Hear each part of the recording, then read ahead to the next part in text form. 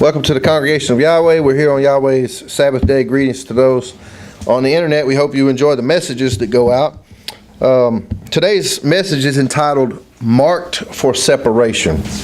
And if we study the book of Revelations, we see that we're entering into a time where Yahweh is marking his people. There will be a mark, and also the beast. There is a counterfeit mark. One is in the head, one is in the head and the hand.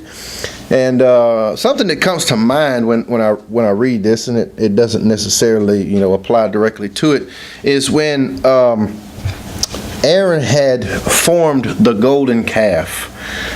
Moses came down the mountain. He broke the tables of stone, and I believe that there's an imagery there of the two covenants. The first breaking of the stone was the broken first covenant, and the second table of stones, Moses had to carve out his own stones and present those stones to Yahweh, and Yahweh wrote the same exact law on those stones. And I think that that's an imagery of the old covenant, new covenant. Man has to present his heart to Yahweh, and he writes the same exact words on man's heart.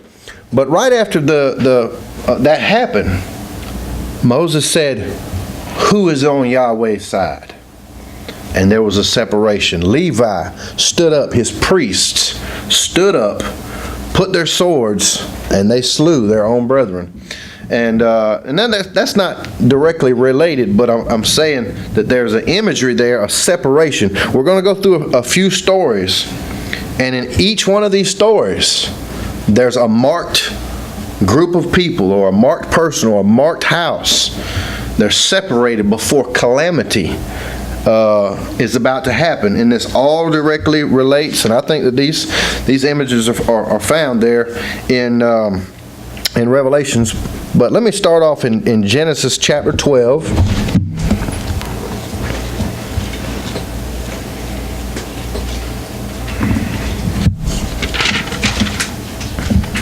Starting in verse 1.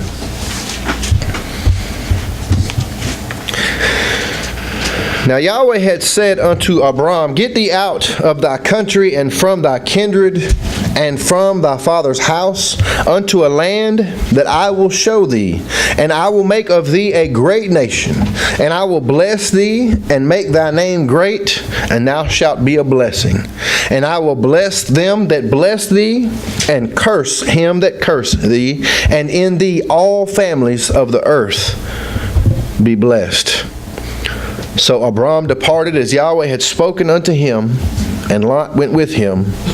And Abram was 75 years old when he departed out of Haran. So here he is calling Abraham out to be separate. And let's flip down over to Genesis 17, starting in verse 1. And when Abram was 90 years old and 9, Yahweh appeared to Abram and said unto him, "I am the Almighty El. Walk before me and be thou perfect. And I will make my covenant between me and thee, and will multiply thee exceedingly." And Abram fell on his face, and Elohim talked with him, saying, "As for me, behold, my covenant is with thee, and thou shalt be a father of many nations. Neither shall thy name any more be called Abram, but thy name shall be Abraham. For a father of many nations have I made thee. And I will make thee exceedingly fruitful, and I will make nations of thee, and kings shall come out of thee. And I will establish my covenant between me and thee, and thy seed after thee in their generations, for an everlasting covenant, to be an Elohim unto thee, and to thy seed after thee. And I will give unto thee and to thy seed after thee the land wherein thou art a stranger, all the land of Canaan, for an everlasting possession. And I will be their Elohim.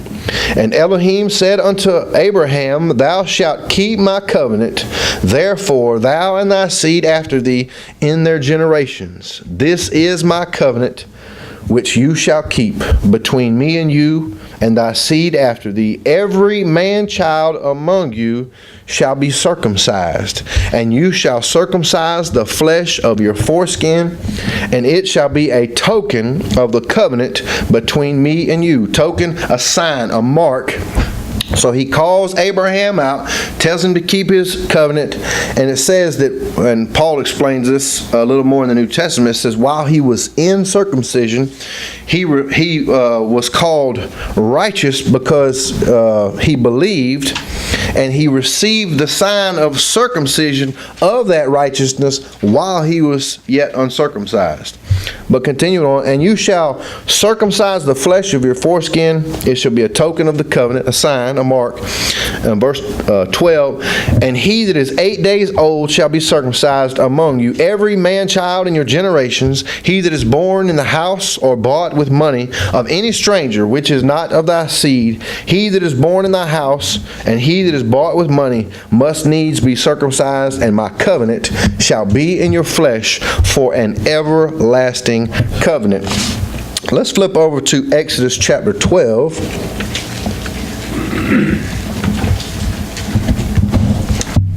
Now this is the night of their departure, right before their departure from Egypt. The firstborn is about to be slain, and let's pick up in verse 21. And Moses called for all the elders of Israel and said unto them, draw out and take you a lamb according to your families, and kill the Passover, and you shall take a bunch of hyssop and dip it in the blood that is in the basin, and strike the lintel and the two side posts with the blood that is in the basin, and none of you shall go out at the door of his house until morning. For Yahweh will pass through to smite the Egyptians, and when he sees the blood upon the lintel and on the two side posts, Yahweh will pass over the door and will not suffer the destroyer to come in unto your houses to smite. And you shall observe this thing for an ordinance to thee and to thy sons forever. And it shall come to pass when you be come to the land which Yahweh will give you according as he hath promised, that you shall keep this service. And then it goes on that how they're going to explain it to their children throughout their generations. Let's pick back up in verse 41. And it came to pass at the end of the 430 years, even the self same day, it came to pass that all the hosts of Yahweh went out from the land of Egypt. It is a night to be much observed unto Yahweh for bringing them out from the land of Egypt. This is that night of Yahweh to be observed of all the children of Israel in their generations. And if we go to the end of the book in the Gospels, it talks about Yeshua sent out his disciples and said, go find this place where we're going to keep the Passover. And they were actually keeping the Passover. During the meal, he shares with them the wine and the unleavened bread, and said, do this in remembrance of me. He was not talking about taking communion every Sunday. He was saying, keep this Passover and these emblems in remembrance of me. So we see here a group of people that are marked and protected during this time. Let's go over to, well, let me keep reading there just a little bit. In verse 43, and Yahweh said unto Moses and Aaron, this is the ordinance of the Passover. There shall no stranger eat thereof, but every man's servant that is bought for money, when thou hast circumcised him, then shall he eat thereof. When he receives that mark, then he'll partake. And the foreigner and an hired servant shall not eat thereof. In one house shall it be eaten.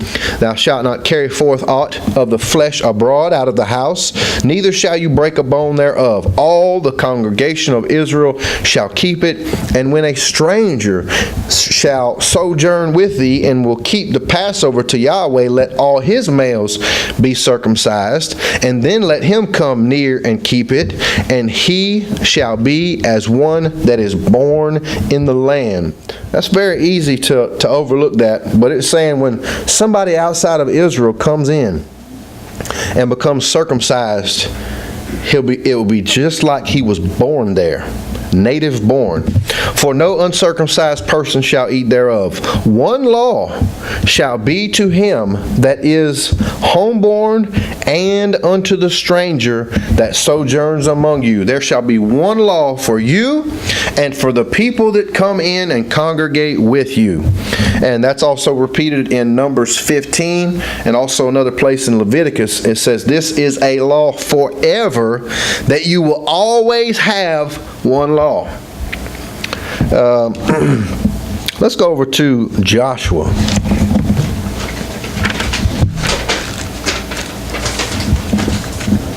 Chapter 2.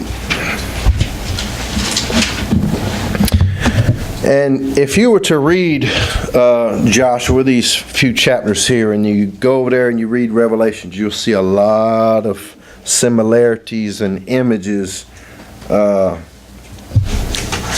These things are very allegorical.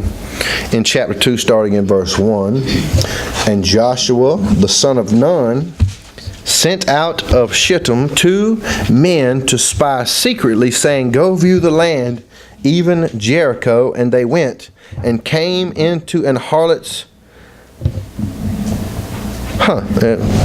something just came to my mind, but I'll bring that out later. And they went and came into an harlot's house named Rahab, and lodged there. And it was told the king of Jericho, saying, behold, there came men in hither tonight of the children of Israel to search out the country.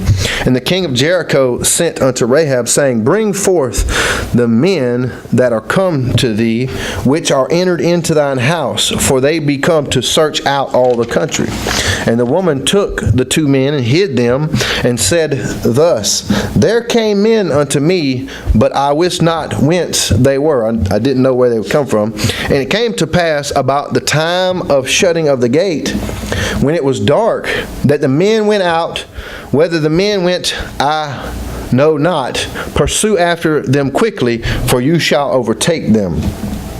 But she had brought them up to the roof of the house, and hid them with the stalks of flax, which she had laid in order upon the roof. And the men pursued after them the way to Jordan, unto the fords, and as soon as they which pursued after them were gone out, they shut the gate. And before they were laid down, she came up unto them upon the roof, and she said unto the men, I know that Yahweh hath given you the land, and that your terror is fallen upon us, and that all the inhabitants of the land faint because of you. For we have heard how Yahweh dried up the water of the Red Sea for you when you came out of Egypt, and what you did unto the 2 kings of the Amorites that were on the other side Jordan, Sihon and Og, whom you utterly destroyed.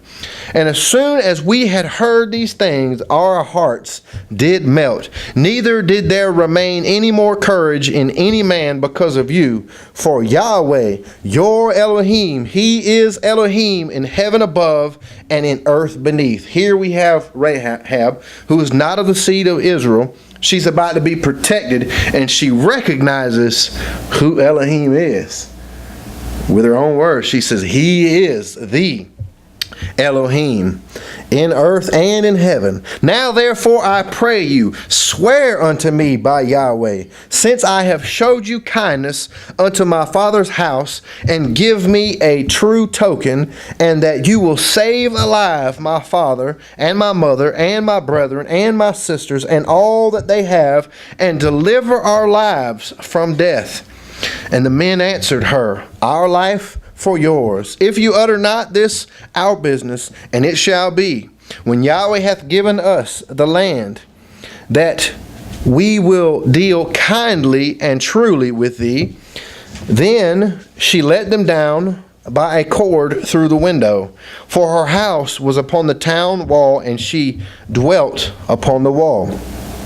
And she said unto them, Get you to the mountain, lest the pursuers meet you, and hide yourselves there 3 days until the pursuers be returned, and afterward may you go your way. And the men said unto her, We be blameless of this thine oath, which thou hast made us swear.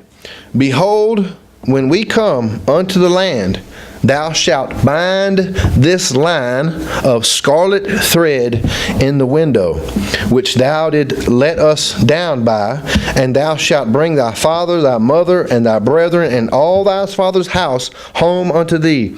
And it shall be, that whosoever shall go out of the doors of thy house into the street, his blood shall be upon his head, and we will be guiltless.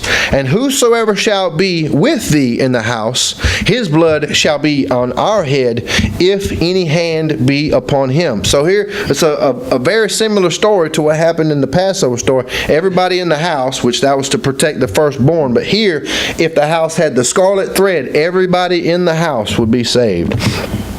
And if thou utter this our business, then we will be quit of thine oath, which thou hast made us to swear.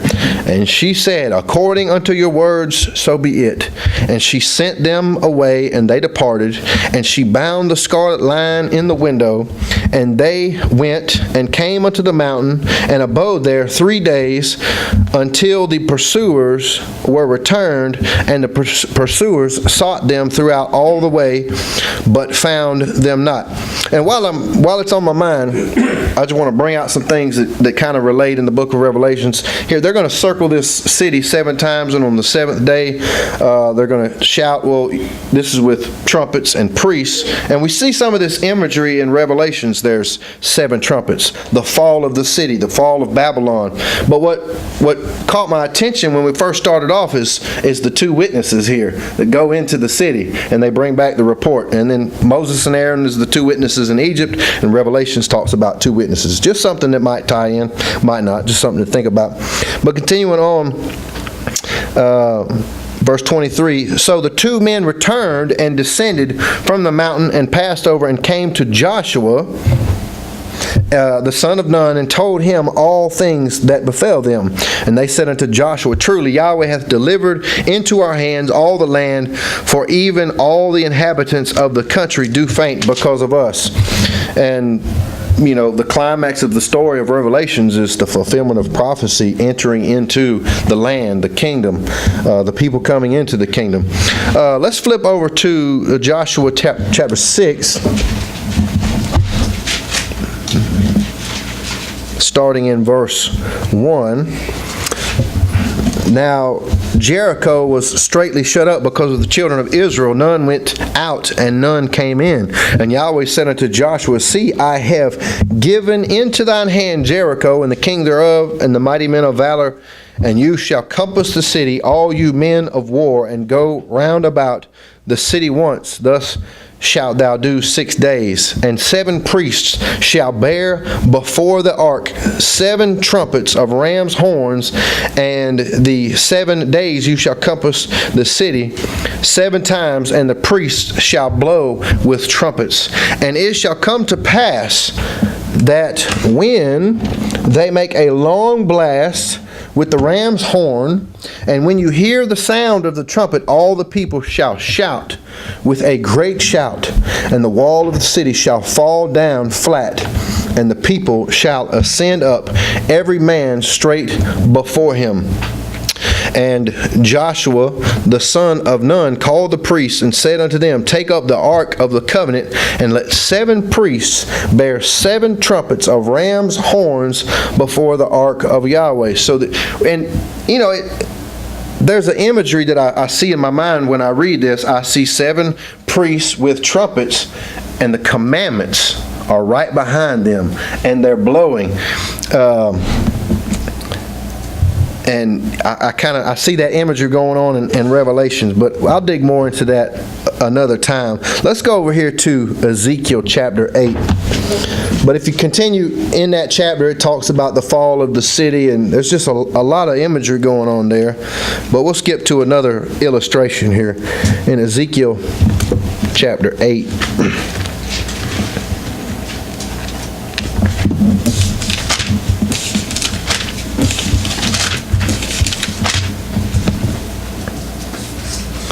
Starting in verse 1 of Ezekiel. And it came to pass in the 6th year, in the 6th month, in the 5th day of the month, as I sat in mine house, and the elders of Judah sat before me, that the hand of my sovereign Yahweh fell there upon me. Then I beheld, and lo, a likeness as the appearance of fire, from the appearance of his loins even downward fire, and from his loins even upward, as the appearance of brightness, as the color of amber. And he put forth the form of an hand, and took me by a lock of mine hand, and the Spirit lifted me up between the earth and the heaven, and brought me in the visions of Elohim to Jerusalem, to the door of the inner gate that looketh toward the north, where was the seat of the image of jealousy, which provoketh to jealousy. And behold, the glory of Elohim of Israel was there, according to the vision that I saw in the plain. Then said he unto me, Son of man, lift up thine eyes now the way toward the north. So I lifted up mine eyes the way toward the north, and behold, northward at the gate of the altar, this image of jealousy in the entry. He said furthermore unto me, Son of man, seest thou what they do? Even the great abominations that the house of Israel commits, here that I should go far off from my sanctuary? But turn thee yet again, and thou shalt see greater abominations. And he brought me to the door of the court, and when I looked, behold, a hole in the wall. Then said he unto me, Son of man, dig now in the wall. And when I had digged in the wall, behold, a door. And he said unto me, Go in, and behold the wicked abominations that they do here. So I went in and saw, and behold, every form of creeping thing, and abominable beasts, and all the idols of the house of Israel portrayed upon the wall round about. And there stood before them 70 men of the ancients of the house of Israel. And in the midst of them stood Jazaniah the son of Zaphan, with every man his censer in his hand, and a thick cloud of incense went up. Then said he unto me, Son of man, hast thou seen what the ancients of the house of Israel do in the dark? Every man in the chambers of his imagery? For they say, Yahweh seeth us not, Yahweh hath forsaken the earth. He said also unto me, Turn thee yet again, and thou shalt see greater abominations that they do. Then he brought me to the door of the gate of Yahweh's house, which was toward the north. And behold, there sat women weeping for Tammuz. Then said he unto me, Hast thou seen this, O son of man? Turn thee yet again, and thou shalt see greater abominations than these. And he brought me into the inner court of Yahweh's house, and behold, at the door of the temple of Yahweh between the porch and the altar were about 25 men with their backs towards the temple of Yahweh, and their faces toward the east, as they worshipped the sun towards the east. Then he said unto me, Hast thou seen this, O son of man? Is it a light thing to is it a light thing to the house of Judah that they commit the abominations which they commit here? For they have filled the land with violence, and have returned to provoke me to anger. And lo, they put the branch to their nose.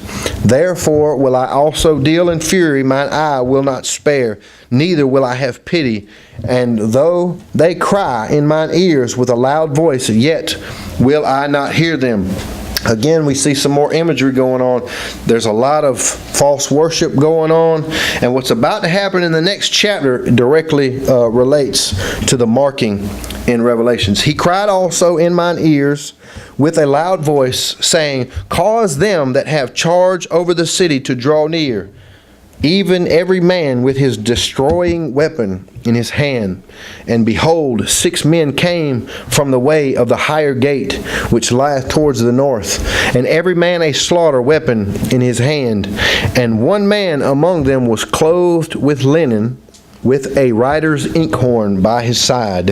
And they went in and stood beside the brazen altar, and the glory of the Elohim of Israel was gone up from the cherubim whereupon he was to the threshold of the house. And he called to the man clothed with linen, which had the writer's inkhorn by his side. And Yahweh said unto him, Go through the midst of the city, through the midst of Jerusalem, and set a mark upon the foreheads of the men that sigh and that cry for all the abominations that be done in the midst thereof. He's saying, put a mark on the one that grieve over these abominations, that detest these things. And Yahweh said unto him, verse 5, And to the others he said, In mine hearing, go ye after him through the city, and smite. Let not your eyes spare, neither have you pity. Slay utterly old and young, both maids and little children and women, but come not near any man upon whom is the mark. And begin at my sanctuary. Then they began at the ancient men that were before the house. And he said unto them, Defile the house and fill the courts with the slain. Go ye forth. And they went forth and slew in the city. And it came to pass, while they were slaying them, that I was left, that I fell upon my face and cried, and said, Ah, my sovereign Yahweh, wilt thou destroy all the residue of Israel in thy pouring out of thy fury upon Jerusalem? This word residue also means remnant. And we see a remnant of his people also in Revelations that are preserved. Then said he unto me, The iniquity of the house of Israel and Judah is exceeding great, and the land is full of blood, and the city full of perverseness. For they say, Yahweh hath forsaken the earth, and Yahweh sees not. And as for me also, mine eye shall not spare, neither will I have pity, but I will recompense their way upon their head. And behold, the man clothed with linen, which had the inkhorn by his side, reported the matter, saying, I have done as thou hast commanded me. Now, let's go to Revelations and see how some of this kind of ties in. In Revelations chapter 7.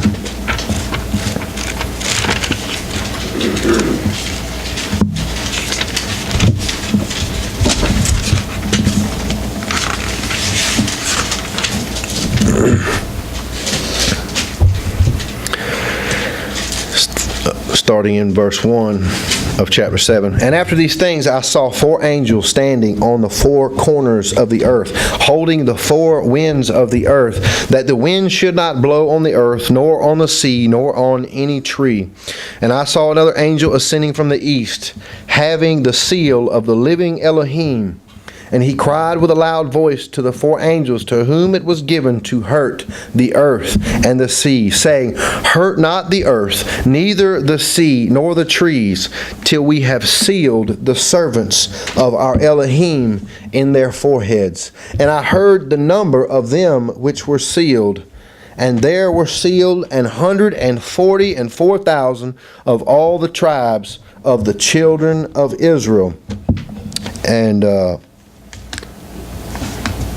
let's pick up in chapter 8 of Revelations. And when he had opened the 7th seal, there was silence in heaven about the space of a half an hour. And I saw the 7 angels which stood before Elohim, and to them were given 7 trumpets, kind of like the 7 priests and the 7 trumpets. And another angel came and stood at the altar, having a golden censer, and there was given unto him much incense, that he should offer it with the prayers of all saints upon the golden altar which was before the throne. And the smoke of the incense which came with the prayers of the saints ascended up before Elohim out of the angel's hand. And the angel took the censer and filled it with fire of the altar and cast it into the earth. And there were voices and thunderings and lightnings and an earthquake.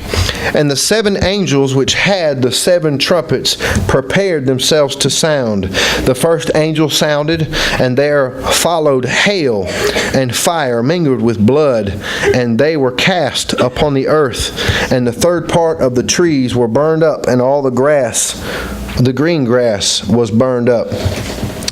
So anyway, he goes through, and these different things happen as they blow their trumpets. I'm going to pick up in chapter 9 for the sake of time, starting in verse 1. And the 5th angel sounded, and I saw a star fall from heaven unto the earth, and to him was given the key of the bottomless pit. And he opened the bottomless pit, and there arose a smoke out of the pit, as the smoke of a great furnace. And the sun and the air were darkened by reason of the smoke of the pit.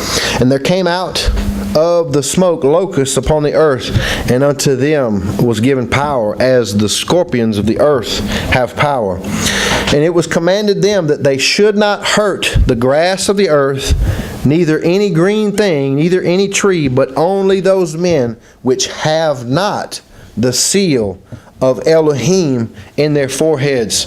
So whoever did not have this mark was commanded to be afflicted.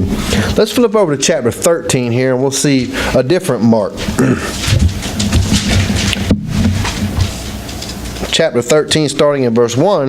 And I stood upon the sand of the sea, and saw a beast rise up out of the sea, having 7 heads and 10 horns, and upon his horns 10 crowns, and upon his heads the name of blasphemy. And the beast which I saw was like unto a leopard, and his feet were as the feet of a bear, and his mouth as the mouth of a lion. And the dragon gave him his power and his seat and his great authority. You'll also see some of this imagery in the book of Daniel. Daniel is allegorical to some of the things that we see in the book of Revelations.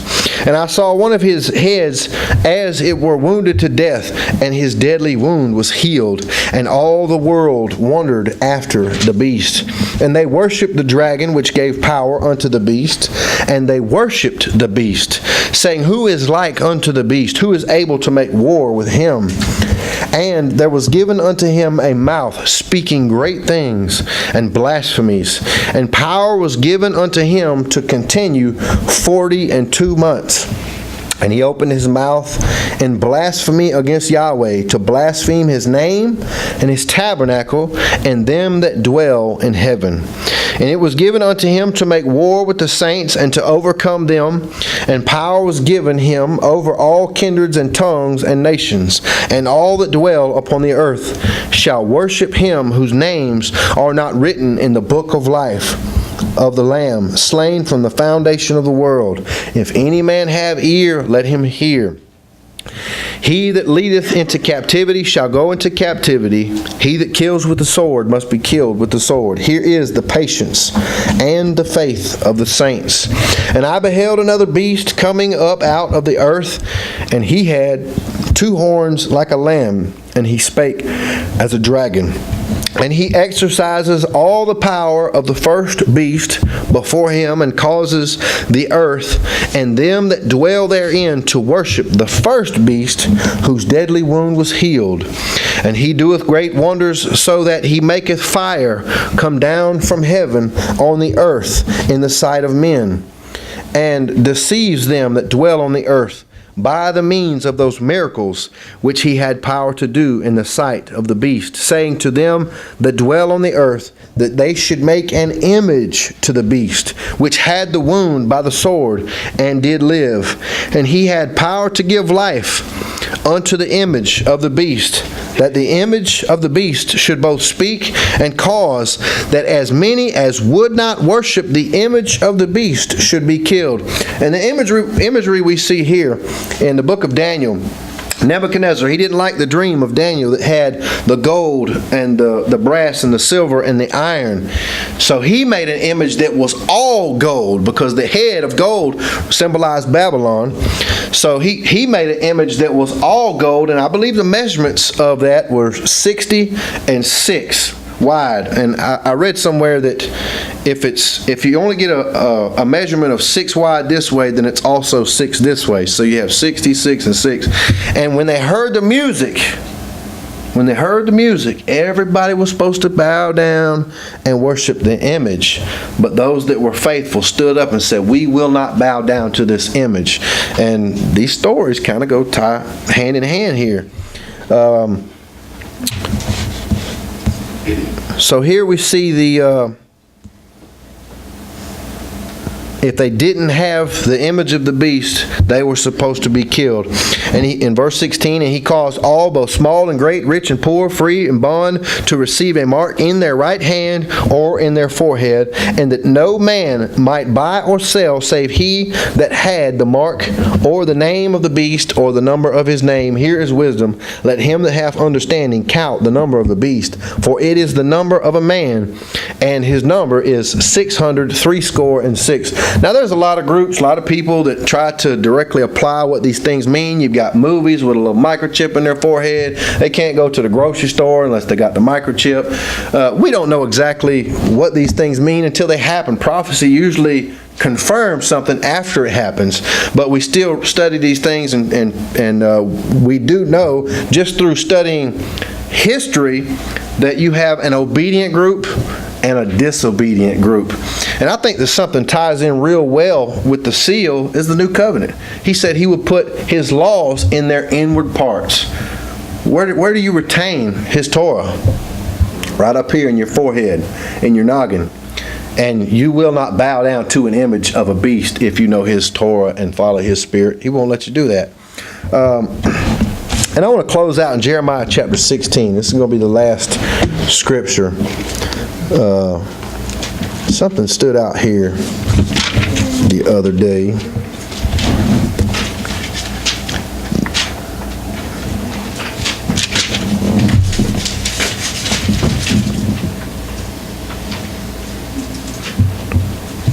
In Jeremiah chapter 16, starting in verse 1, the word of Yahweh came also unto me, saying, Thou shalt not take thee a wife, neither shalt thou have sons or daughters in this place.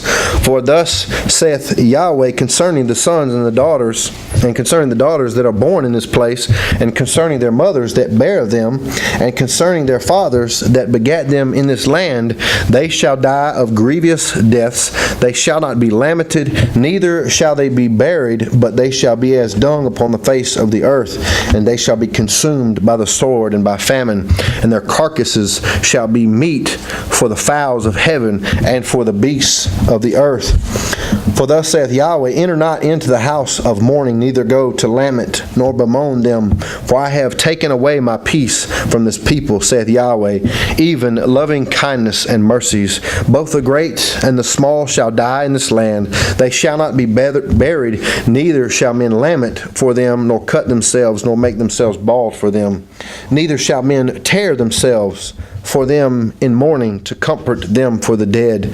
Neither shall men give the cup of consolation to drink for their father or for their mother.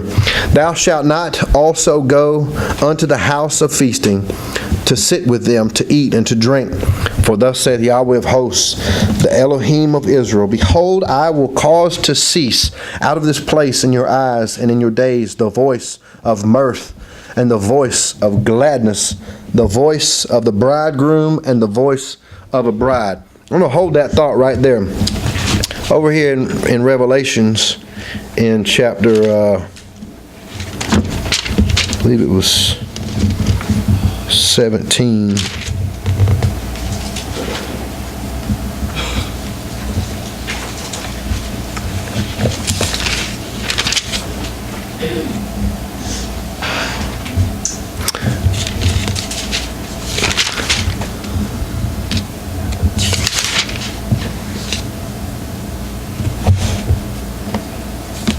When it talks about the fall of Babylon,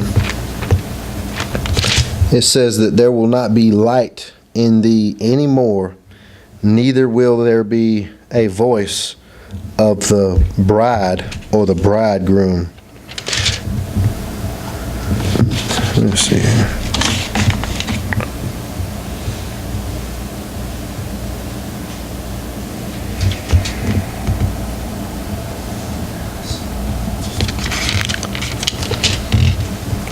I put the chapter down, but I didn't put the verse. Oh yeah, here it is. It's in 18 and 23. This is talking about the fall of Babylon. She has become the habitation of everything that is unclean and every foul spirit. And this kind of stood out in verse 23. 18:23 it says, well, let me back it up just a little bit for context here. Yeah, they're lamenting over the fall of Babylon. And then in verse 22, and the voice of harpers and musicians and of pipers and trumpeters shall be heard no more at all in thee, and no craftsman of whatsoever craft he be shall be found any more. And then it kind of brings, he's talking about musicians and stuff. That kind of takes me back to Daniel when they said, when you hear the sound of the music. But continue on, and the light of a candle shall shine no more at all in thee, and the voice of the bridegroom and of the bride shall be heard no more at all in thee. And spiritually speaking, who's the bridegroom? Who's the bride? That's the Messiah and his people and their word. In Babylon at this point in time, they will not hear the word anymore. Might apply, might not. But anyway, back to Jeremiah 16. Picking up in verse 10, and it shall come to pass, when thou shalt show this people all these words, that they shall say unto thee, wherefore hath Yahweh pronounced all this great evil against us? Or what is our iniquity? Or what is our sin that we have committed against Yahweh our Elohim? Then shalt thou say unto them, because your fathers have forsaken me, saith Yahweh, and have walked after other mighty ones, and have served them, and have worshipped them, and have forsaken me, and have not kept my law, and you have done worse than your fathers, for behold, we walk every one after the imagination of his evil heart, that they may not hearken unto me. Therefore will I cast you out of this land into a land that you know not, neither you nor your fathers, and there shall you serve other mighty ones day and night, where I will not show you favor. And this was all prophesied back in Deuteronomy. So when you don't obey the word, you'll be cast out to other lands, and you'll worship foreign deities. Therefore, behold, the days come, saith Yahweh, that it shall no more be said, Yahweh liveth that brought up the children of Israel out of the land of Egypt. But Yahweh liveth that brought up the children of Israel from the land of the north and from all the lands whither he had driven them. And I will bring them again into their land that I gave unto their fathers. A major focus point in all prophecy is Israel going back into the land. Behold, I will send for many fishers. This right here, remember the Messiah said, I will make you fishers of men. And then in the end of John, he's actually out fishing and he's not catching anything. And Messiah is sitting over there with some fish already cooked and prepared for him. And he said, do you love me? Go out and he did it 3 times. Go out and feed my sheep. But I think that whole illustration was given. They were supposed to be fishing for men, but instead they were out just fishing. And it was kind of a rebuke. But anyway, what's interesting here is it says, I will send out many fishers, saith Yahweh, and they shall fish them. He's talking about gathering his people. And after will I send for many hunters. I think there's a difference there. The fishers bring them in. And if they don't get fished, they get hunted. We want to be the group that get fished, get caught, and brought in. We want to do the fishing ourselves, but we don't want to be hunted. And that's the difference between the two marks. Ones get marked to be brought in. The other ones get marked, and they will be hunted. That's it for today. Yahweh bless. Hallelujah.